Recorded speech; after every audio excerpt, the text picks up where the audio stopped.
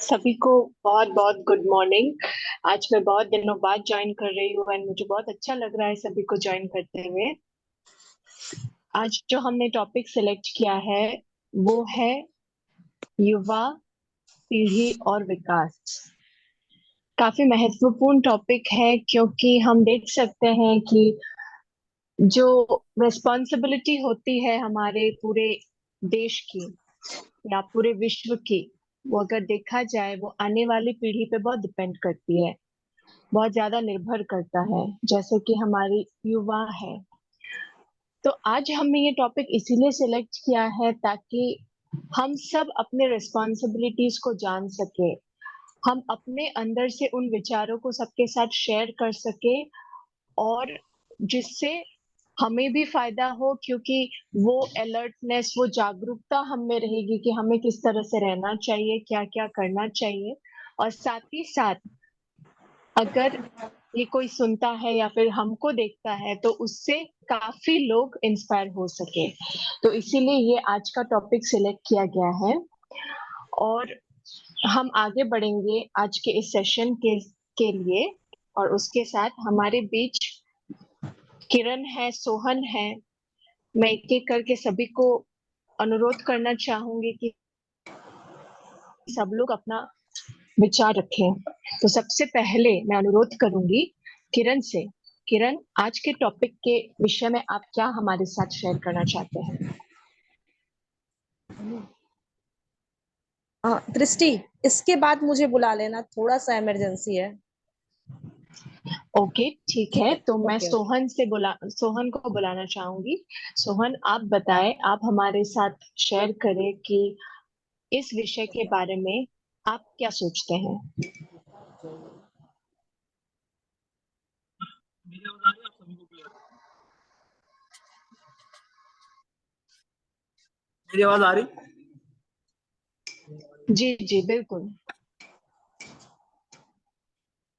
सबसे पहले तो मैं सभी का अपनी ओर से स्वागत एवं अभिनंदन करता हूं। और आज का जिस तरीके से जो टॉपिक चुना गया है, युवा पीढ़ी एवं विकास, बहुत ही रिलेवेंट टॉपिक है आज के टाइम पे।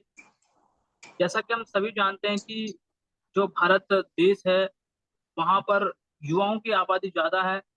और भारत को क्योंकि युवाओं का देश भी कहा जाता है, हम सभी जानते हैं। तो अगर हम इस टॉपिक को जोड़ के देखें कि युवा पीढ़ी और विकास, तो वास्तव में विकास तभी संभव है जब युवा पीढ़ी होगी। और युवा पीढ़ी कैसी होगी, ये एक बहुत बड़ी बात है और इसको जानना बहुत ही जरूरी है।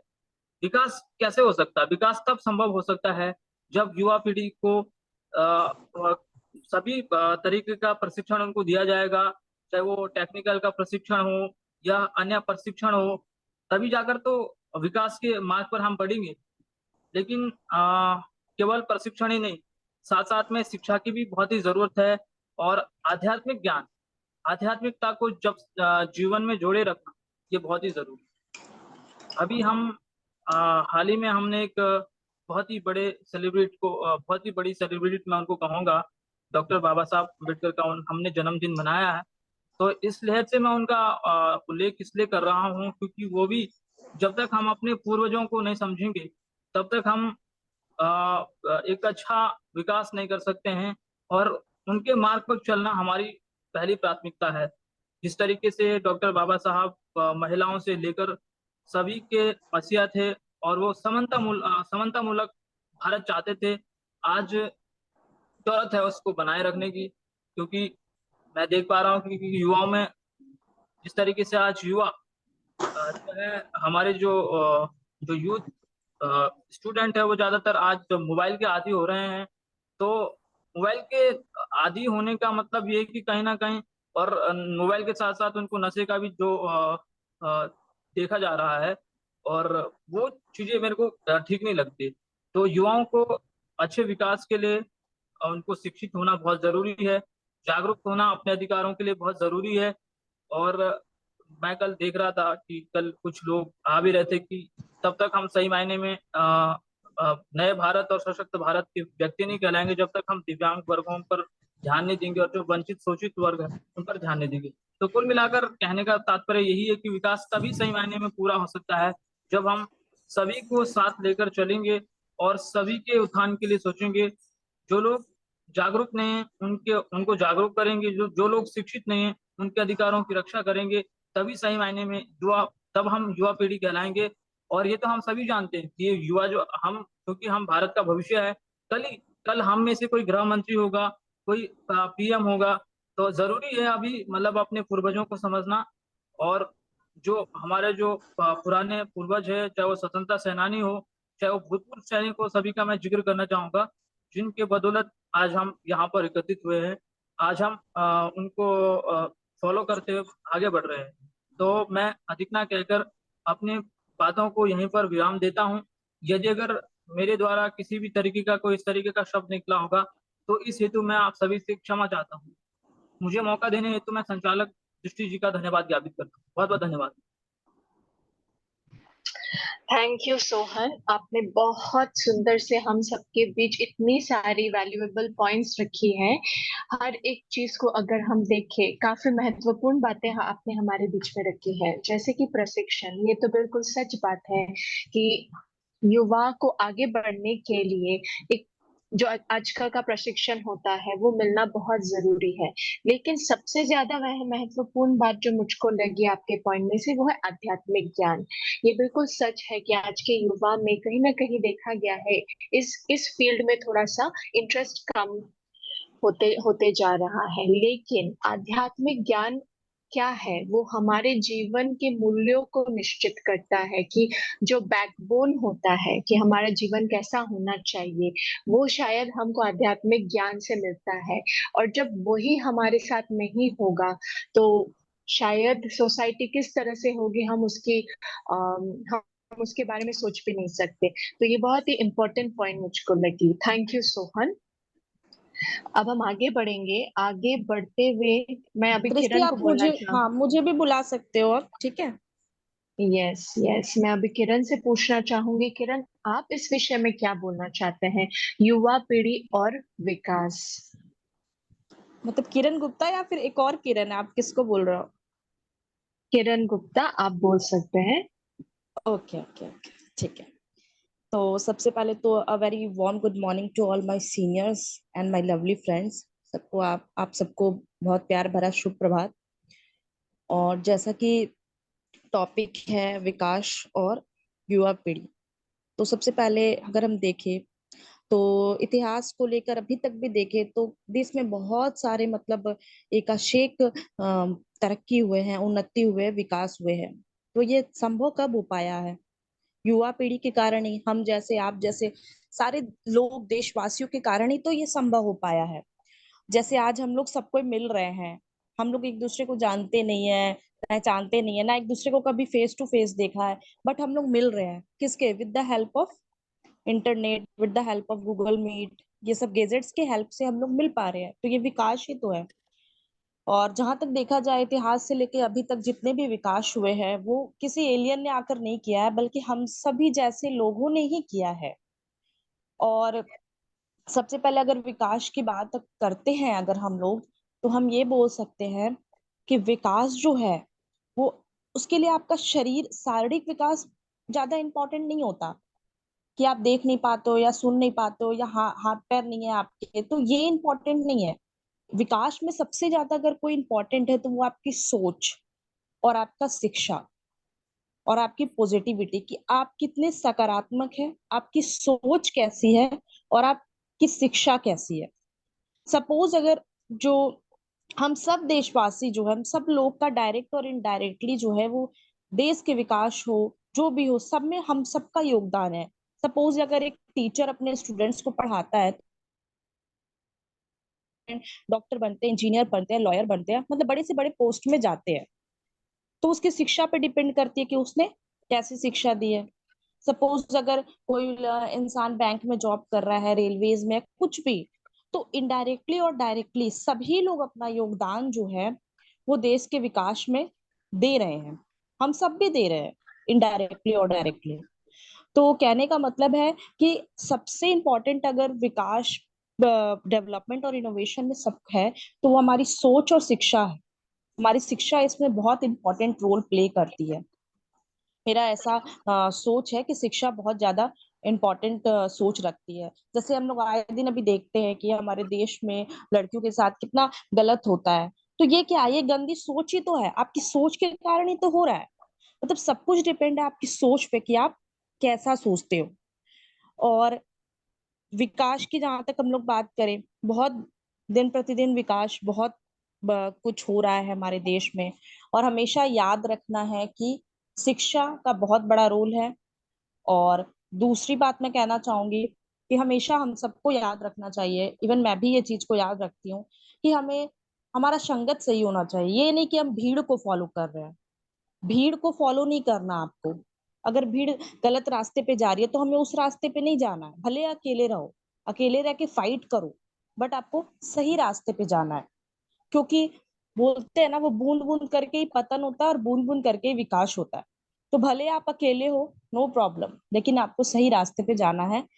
एक छोटे से मैं एग्जाम्पल के साथ इसको बताना चाहूंगी कि जब मैं अपनी रियल स्टोरी आपसे शेयर करती हूँ। कि जब मैं यूनिवर्सिटी में थी, तो मैं जब एमकॉम कर रही थी मास्टर्स, तो ऐसा था कि मेरे बहुत सारे कॉम्पिटिटर्स थे। और एक्चुअल में क्या होता था, मेरे कॉम्पिटिटर्स बहुत सारे थे, और जो भी मैं मेरे मेरे में एक क्वालिटी ये थी कि जो भी मैं अपना नोट्स बनाती थी, जो प्रोजेक्ट बनाती थी, जो पीपीटी बनाती थी, वो मेरा सबसे अलग होता था। और ऐसा था कि सभी मुझसे बोलते थे प्लीज शेयर करो, ये करो। लेकिन जब आपके विकास और डेवलपमेंट की बात हो ना, तो इमोशनल नहीं होना चाहिए इंसान को। क्योंकि उस टाइम ऐसा था कि हाँ, मुझे भी लगता था कि नहीं, शेयर करना चाहिए, मैं इवन करती भी थी। लेकिन उतना ही करती थी जितना सही है। क्योंकि मुझे अपना डेवलपमेंट करना था, मुझे भी उस यूनिवर्सिटी का टॉपर बनना था।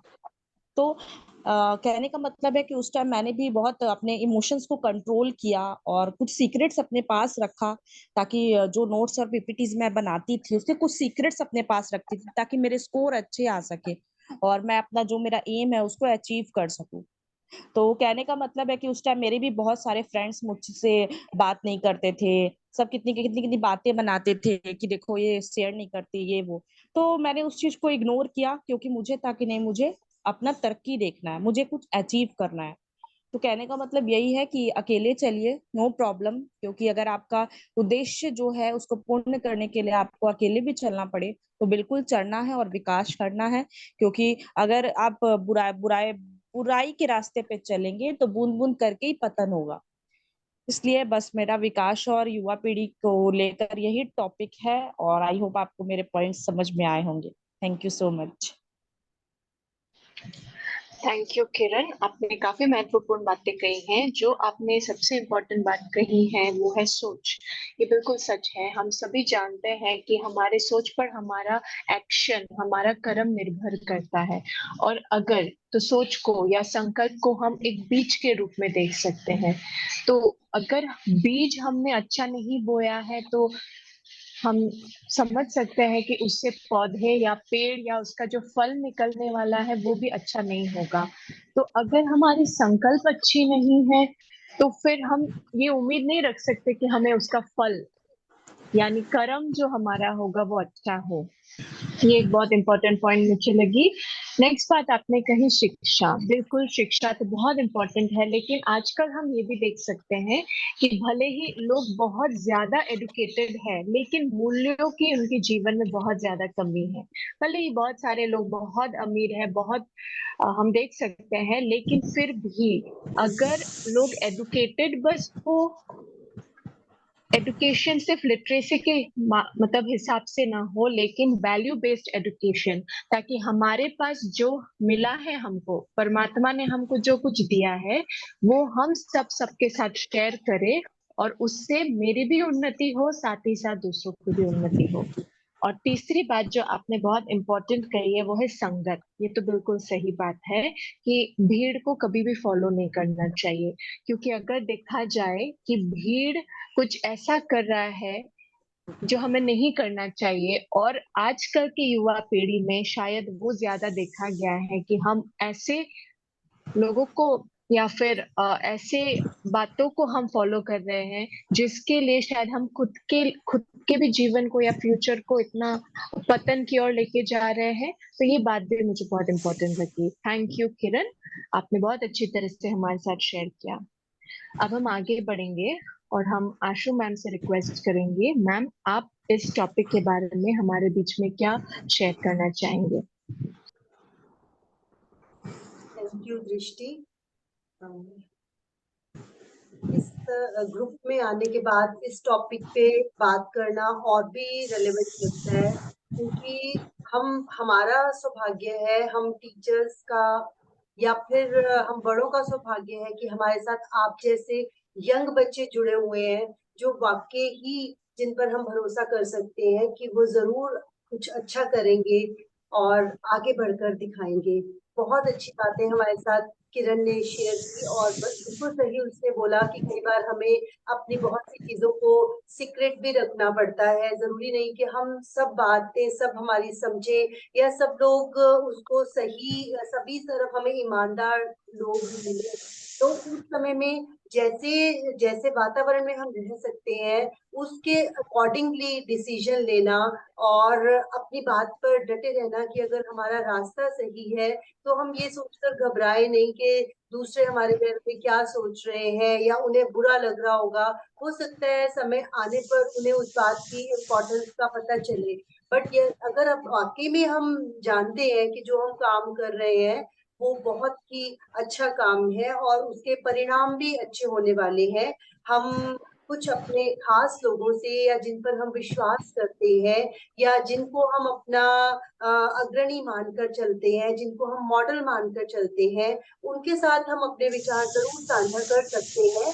लेकिन ये नहीं कि हम हर किसी के आगे अपनी बात क्लियर करने का सोचे कि ये हमारी बात को समझ पाएगा, क्योंकि उस उतने समय के अंदर वो सारा समय व्यर्थ चला जाएगा किसी ऐसे व्यक्ति को समझाने में जो कि आपकी बात को सुनना ही नहीं चाहता या उसे उतना नॉलेज ही नहीं है कि वो आपकी बात को समझ पाए।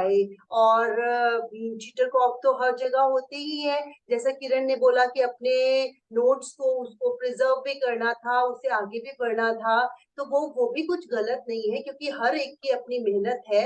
आपने मेहनत की है तो आप उसका परिणाम भी आप डिजर्व करते हो। तो आपने उस चीज की कैसे रक्षा करनी है वो भी जरूर आपके पास उसकी भी काबिलियत आपकी होनी चाहिए। बहुत ही आपने सुंदर शब्दों में आज हमें आप लोग सिखाते हैं। मैं तो हर बार यही कहती हूँ कि हम आप बच्चों से सीखकर हम खड़े होते हैं, बल्कि बहुत बार हम अपनी समस्याओं में उलझकर वो मैसेजेस भूल जाते हैं। लेकिन पक्का विश्वास है कि आप सबके साथ मिलकर हम एक अच्छी दुनिया बना पाएंगे। और आज ही मैसेज भी था कि हम ज्यादा युवा पीढ़ी, जैसे अभी सोहन ने बोला कि बहुत सारे बच्चे मोबाइल को लेकर एडिक्ट हो रहे हैं, वाकई क्योंकि पहले समय में ये चीजें नहीं थी तो आप दूसरों की बात, बड़ों की बात सुनते थे, टीचर्स की बात ध्यान से सुनते थे। लेकिन आज हम सोचते हैं कि हर चीज हम मोबाइल के ऊपर देख लेंगे। ठीक है, मोबाइल को हम यूज कर सकते हैं, लेकिन जो एक्सपीरियंस आपके बड़ों के पास है वो एक्सपीरियंस उस मोबाइल को अगर आप सोचें कि इतना कुछ सर्च करने के बाद आपको वो चीज समझ में आएगी, और यदि किसी एक्सपीरियंस्ड आपने इंसान को अपना टीचर गुरु बना लिया या फिर आपने उनको उनकी बात माननी शुरू कर दी, तो वो आपको वही बात बहुत छोटे में, संक्षिप्त में और इजी वे में समझा पाएंगे।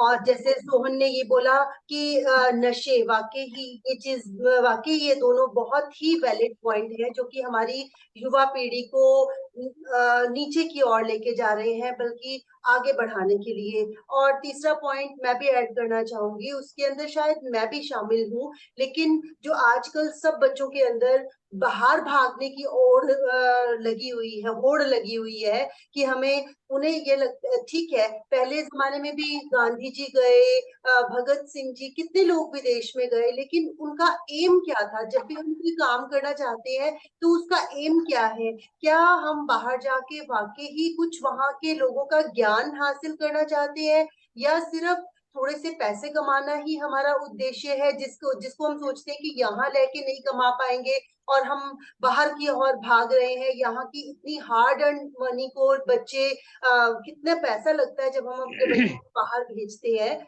और वो पैसा वहां जाके वो आपकी फिर भी आपकी वो इम्पोर्टेंस आपको नहीं मिलती, या वो प्यार आपको नहीं मिलता जो आपको अपने देश में मिल सकता है। तो यदि हम सोचे कि वहां जाके जो हमने मेहनत करनी है वही मेहनत अगर हम अपने देश में रहते हुए कर ले, तो ये अपना भय हमें हटाना होगा कि भारत में कुछ होने वाला नहीं है, कुछ होने वाला नहीं है। हर दूसरे इंसान के मुंह पर एक ही बात आज सुनने को मिलती है। तो इस चीज को अगर हम ऐसा ना माने कि सिर्फ एक ही उद्देश्य हमारा है बाहर जाने का, पैसा कमाना। नहीं, आप जाएं, जरूर जाएं, लेकिन उसके आपका कुछ ना कुछ मोटिव रहना चाहिए कि मैं क्या करने जा रहा हूँ। इस विषय पर एक छोटी कविता भी है, लेकिन वो मैं लास्ट में सुनाऊंगी, और बाकी लोगों से अनुरोध कि अपने विचार को भी जरूर साझा करें। थैंक यू दृष्टि, thank you everyone. Thank you ma'am.